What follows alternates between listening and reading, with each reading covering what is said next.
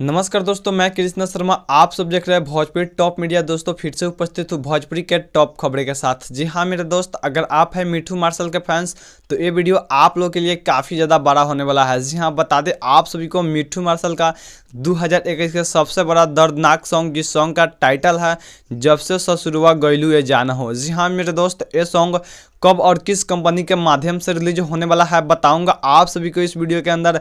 दोस्तों उससे पहले एक छोटा सा रिक्वेस्ट, अगर आप लोग मेरे चैनल पे नए हैं तो प्लीज़ मेरे चैनल को सब्सक्राइब कर ले, साथ ही बाजू वाले बेल आइकन को प्रेस कर दे, ताकि जब भी मैं भोजपुरी समाज से हर एक छोटे बड़े खबर डालूँ तो सबसे पहले आप देख सके।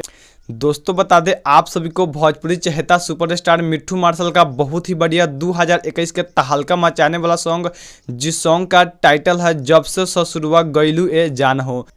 जी हाँ मेरे दोस्त, ये सॉन्ग कल सुबह 6:45 पर Suhana music official Bhojpuri YouTube channel के माध्यम से रिलीज होने वाला है।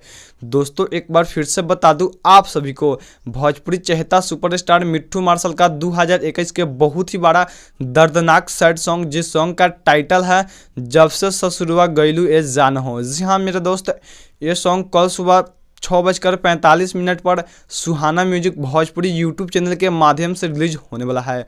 तो दोस्तों आप सब इस सॉन्ग को ज़्यादा से ज़्यादा प्यार आशीर्वाद दें। जैसे ही मिठू मार्शल को हर गाने को प्यार आशीर्वाद देते हैं, उसी तरह इस सॉन्ग को भी प्यार आशीर्वाद दें, ताकि यह सॉन्ग भोजपुरी इंडस्ट्री में एक अलग पहचान बनावे।